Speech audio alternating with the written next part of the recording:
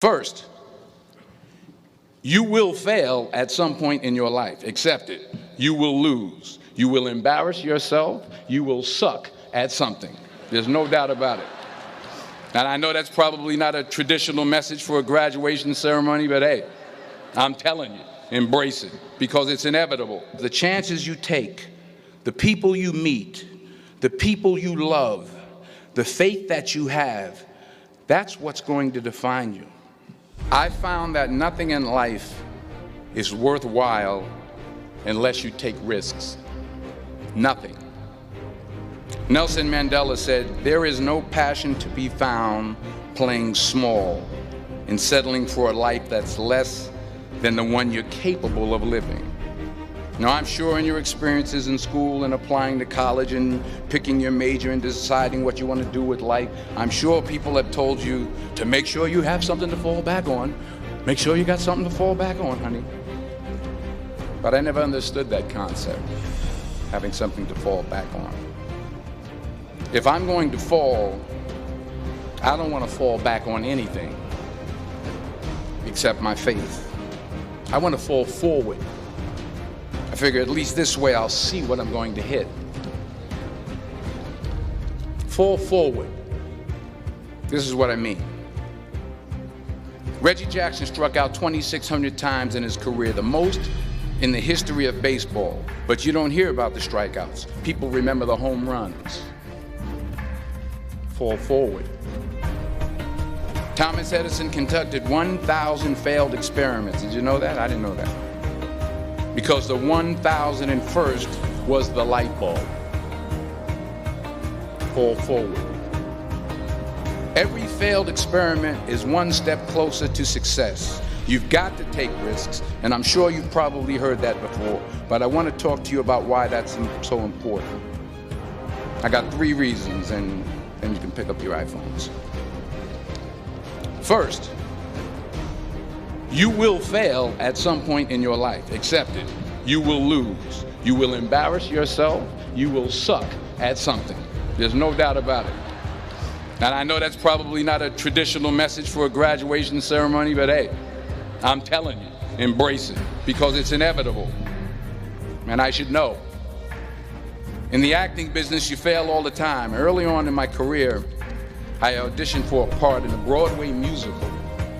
Perfect role for me, I thought, except for the fact that I can't sing.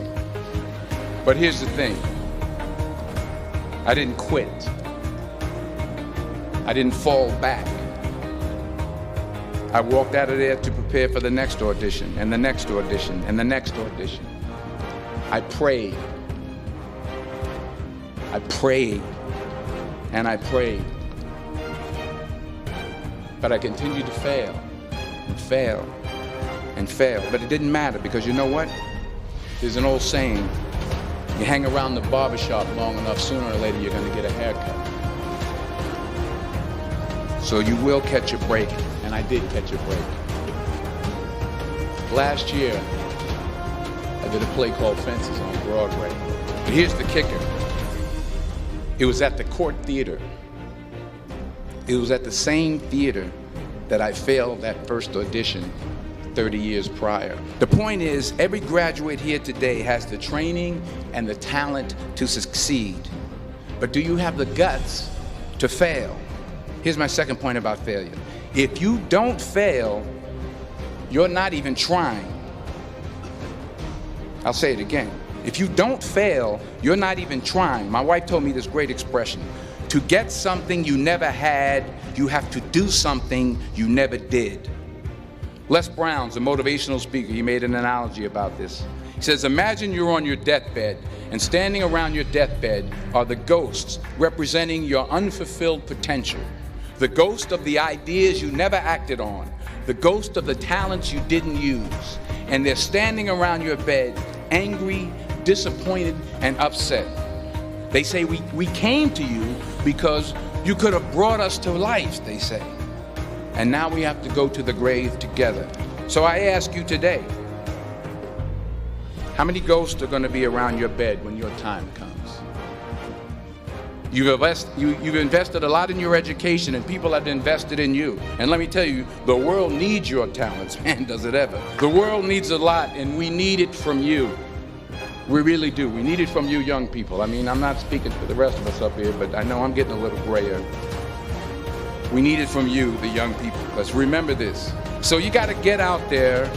You got to give it everything you got, whether it's your time, your talent, your prayers, or your treasures. Because remember this, you will never see a U-Haul behind a hearse. You can't take it with you. The Egyptians tried it, and all they got was robbed. So the question is, what are you going to do with what you have? I'm not talking about how much you have. Some of you are business majors, some of you are theologians, nurses, sociologists. Some of you have money, some of you have patience, some of you have kindness, some of you have love, some of you have the gift of long suffering. Whatever it is, whatever your gift is, what are you going to do with what you have? All right, now here's my last point about failure. Sometimes it's the best way to figure out where you're going. Your life will never be a straight path. I began at Fordham University as a pre-med student. I took a course called cardiac morphogenesis. I still can't say it. It's cardiac morphogenesis. I couldn't read it. I couldn't say it. I sure couldn't pass it. So then I decided to go into pre-law, then journalism. And with no academic focus, my grades took off in their own direction. Yeah, down. I was a 1.8 GPA one semester, and the university very politely suggested that it might be better to take some time off. I was 20 years old. I was at my lowest point. And then one day, and I remember the exact day, March 27th, 1975, I was helping my mother in her beauty shop. My mother owned a beauty shop up in Mount Vernon. And there was this older woman who was considered one of the elders in the town. And I didn't know her personally, but I was looking in the mirror, and every time I looked at the mirror, I could see her behind me, and she was staring at me. She just kept looking at me. Every time I looked at her, she kept giving me these strange looks. So she finally took the dryer off her head and she said something I'll never forget. First of all, she said, "Somebody give me a piece of paper. Give me a piece of paper." She said, "Young boy, I have a prophecy, a spiritual prophecy." She said, "You are going to travel the world and speak to millions of people." Now, mind you, I'm 20 years old. I'm flunked out of school. In fact, like a wise ass, I'm thinking to myself, maybe she's got something in that crystal ball about me getting back into school next fall. But maybe she was on to something, because later that summer, while working as a counselor at the YMCA camp in Connecticut, we put on a talent show for the campers. And after the show, another counselor came up to me and asked, "Have you ever thought about acting? You're good at that." So when I got back to Fordham that fall, I got in and I changed my major once again for the last time. And in the years that followed, just as that woman prophesied, I have traveled the world and I have spoken to millions of people through my movies. Millions who up till this day couldn't see me, who up till this day I couldn't see while I was talking to them, and they couldn't see me. They could only see the movie. They couldn't see the real me. But I see you today, and I'm encouraged by what I see. And I'm strengthened by what I see. And I love what I see. Let me conclude with this one final point, and actually the president kind of brought it up. It has to do with the movie Philadelphia. She stole my material. Many years ago, I did this movie called Philadelphia. We filmed some of the scenes right here on campus.